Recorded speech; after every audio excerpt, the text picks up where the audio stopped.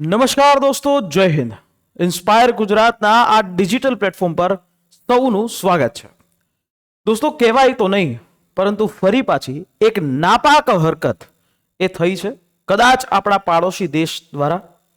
પરંતુ હાલ એ વાતની કોઈ પુષ્ટિ એ સત્યતા એ હજી હતી નથી. જો કોઈ પણ વ્યક્તિ આ બોમ્બ બ્લાસ્ટની અંદર કોઈ ઘટના એ પાકિસ્તાન સાથે સંકળાયેલી હશે તો કદાચ આપણે સૌ જાણીએ છીએ કે હવે આના પછી શું થશે. પરંતુ ખેર, આજે એટલે કે આજના સમયે, આજે 10 તારીખના સાંજના સમયે, સાંજના 7 વાગ્યા આસપાસના સમયે દેશની રાજધાની દિલ્હી અને લાલ કિલ્લાની નજીક એક ગાડી, એક ફોર વ્હીલ હોન્ડાઈની i20, જેની અંદર બોમ્બ બ્લાસ્ટ એ કરવામાં આવે છે. આ ખબર જેવી આવે છે એટલે તરત જ સમગ્ર દેશની અંદર હાઈ એલર્ટ એ જાહેર કરવામાં આવે છે. આ બોમ્બ બ્લાસ્ટની અંદર અત્યારે જ્યારે આપણી પાસે આંકડો છે ત્યારે લગભગ 8 થી પણ વધારે લોકોનું મૃત્યુ એ થયું છે અને આ 8 થી પણ વધારે લોકોની સાથે લગભગ 20 થી વધારે લોકો છે એ આસપાસના લોકો ઘાયલ છે. આ કારની અંદર જે લગભગ 24 લોકો છે એવું કહેવામાં આવે છે દિવ્ય ભાસ્કર દ્વારા, જે દૈનિક ભાસ્કર દ્વારા, કે એ ઘાયલ છે. હવે આના સાથે સમગ્ર દેશની અંદર હાઈ એલર્ટ મોડ એ કરી દેવામાં આવ્યું છે. કારણ કે આપણે આ જ વર્ષે 2025ના વર્ષની અંદર એપ્રિલ મહિનાની અંદર એ 24 એપ્રિલના રોજ એ જમ્મુ કાશ્મીરની અંદર એક ઘટના થઈ અને એ ઘટનાની અંદર ભારત અને પાડોશી દેશના સહિત ટોટલ 21 એવા નિર્દોષ એ ટુરિસ્ટોને મારી નાખવામાં આવ્યા. અને એની પાછળ કોણ હતું? તો પાકિસ્તાન. જ્યારે આ દેશની અંદર બોમ્બ બ્લાસ્ટ કે જ્યારે આ દેશની અંદર કોઈ એવા પ્રકારના કાંડ થાય છે, એવા પ્રકારના ગુનાઓ થાય છે, ત્યારે સીધું અને સિમ્પલ આ જ પ્રકારની આતંકવાદી ઘટનાઓની અંદર સીધું નામ એ પાકિસ્તાન અને પાકિસ્તાન સ્પોન્સર્ડ ટેરરિઝમનું આવે છે. તો દોસ્તો, આની અંદર અત્યારે હાલમાં જો આપણે વાત કરીએ તો આ બ્લાસ્ટ છે એની જવાબદારી પાકિસ્તાનના કોઈ પણ આતંકી સંગઠનોએ હજી લીધી નથી. પણ હવે કેન્દ્રની NIA, national intelligence agency, NSG, જે ભારતની જે અલગ અલગ સંસ્થાઓ જે ત્યાં ઘટના સ્થળ ઉપર એ પહોંચી ચૂકી છે, ઘટના સ્થળ ઉપર મળેલા કેટલાક અવશેષો જે એને પુરાવા તરીકે રાખ્યા છે અને એ બધા જ પુરાવાનું FSL ની અંદર એ તપાસ કરવામાં આવશે. આની સાથે સાથે આપણા દેશની ઉચ્ચ સુરક્ષા એજન્સી IB છે, RO છે, NIA છે, આ તમામ પ્રકારના એંગલની એ તપાસ એ ચોક્કસથી કરશે. એટલે આ જે ઘટના બની છે એ ગાડી હતી એ હરિયાણાની, જે i20 હોન્ડાઈની કાર હતી. આ કારની અંદર આ જે નામ હતું, જેના નામે એ રજિસ્ટર્ડ હતી, એ મોહમ્મદ સલમાન એના નામે એ રજિસ્ટર્ડ હતી. હવે એ મોહમ્મદ સલમાનને હરિયાણા તરફથી ત્યાંથી ઉઠાવી લેવામાં આવ્યો છે, એને ધરપકડ કરી દેવામાં પણ આવી છે. પરંતુ જો વાત કરીએ કે આમાં CNG પણ હતું, એટલે એક એંગલ ઘણા બધા જગ્યાએ એવું પણ તપાસ કરવામાં આવે છે કે CNG ના કારણે કદાચ બ્લાસ્ટ થઈ હોય. એટલે હાલ અત્યારે આ સમય પ્રમાણે કોઈ વસ્તુ એ સ્પષ્ટતાપૂર્વક કહેવું એ શક્ય નથી. એ આપણને થોડા સમય બાદ જ્યારે આપણા ભારત સરકાર દ્વારા અને સુરક્ષા એજન્સી દ્વારા તપાસ કરીને કહેવામાં આવશે ત્યારે આપણે એ કહી શકીશું.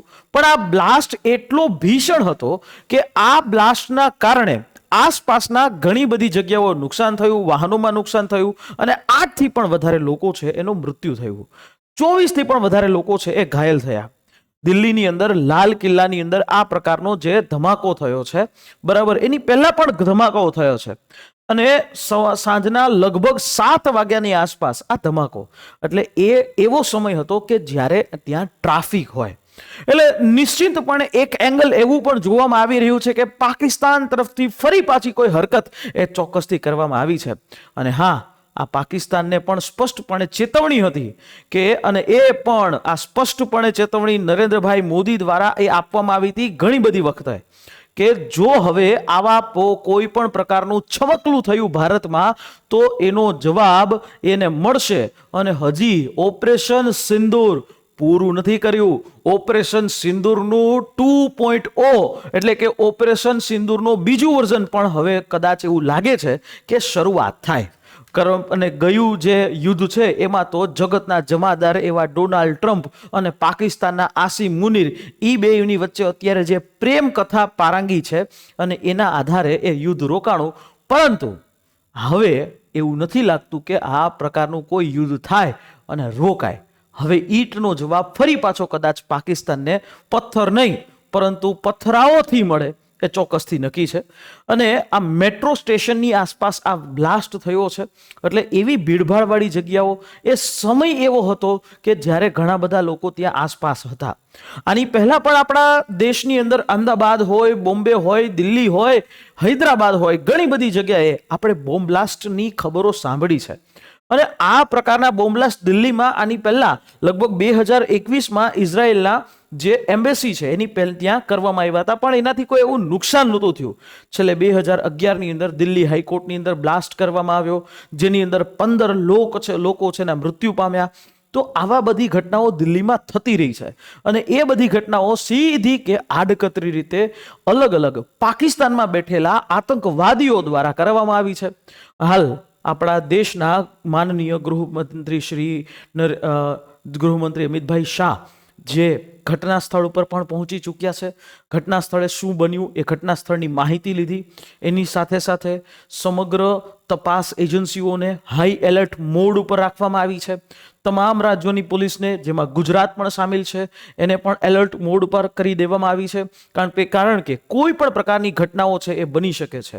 આપણે પણ આપણી નૈતિક જવાબદારી સમજીને આપણી આસપાસ બનતી તમામ ઘટનાઓનું એ આપણે અનુસરણ જોઈએ. કોઈ એવી અનિચ્છનીય ઘટનાઓ હોય કે કોઈ એવી અનિચ્છનીય વસ્તુઓ હોય તો તાત્કાલિક ધોરણે નજીકના પોલીસ સ્ટેશનને એ આપણે રિપોર્ટ કરીએ. એ આપણી નૈતિક જવાબદારી છે. આપ પણ આપના આંખ એ ખુલ્લા રાખો, કાન ખુલ્લા રાખો કે જેથી આવી કોઈ પણ ઘટનાઓ છે આપણે નિવારી શકાય, અટકાવી શકાય. હાલ જે ઘાયલો છે એમના હોસ્પિટલો જઈ અને ત્યાં દેશના ગૃહમંત્રી શ્રી એ સમગ્ર બાબતની માહિતી પણ લઈ રહ્યા છે. પણ આ બ્લાસ્ટ એટલો અલગ રીતે હતો કે જે એ ઘટના એ નિવારી ન શકાય એવી હતી. અને આ બ્લાસ્ટની અંદર જેટલા પણ મૃતકો છે ભગવાન એમની આત્માને શાંતિ આપે. પરંતુ આ ઘટના શરૂ થઈ છે એપ્રિલ મહિનાથી અને હવે ફરી પાછી આ જ પ્રકારની ઘટના એ એક્ટ ઓફ ટેરરિઝમ તરીકે આવી રહી છે. જોવાનું એ રહ્યું કે હવે શું થશે. અને તમને શું લાગે છે કે આ ઘટના, આ બ્લાસ્ટ કોણે કર્યો હશે? ચોક્કસથી છે એ નીચે કોમેન્ટ બોક્સની અંદર જરૂરથી લખજો આપનો અભિપ્રાય. અને આ જ પ્રકારના વિડીયોઝ છે એ તમે જોવા માટે એ નીચે સબસ્ક્રાઇબનું બટન છે એ દબાવી દેજો. ફરી પાછા મળીશું એક નવા વિડીયોની સાથે. જય હિન્દ, જય ભારત.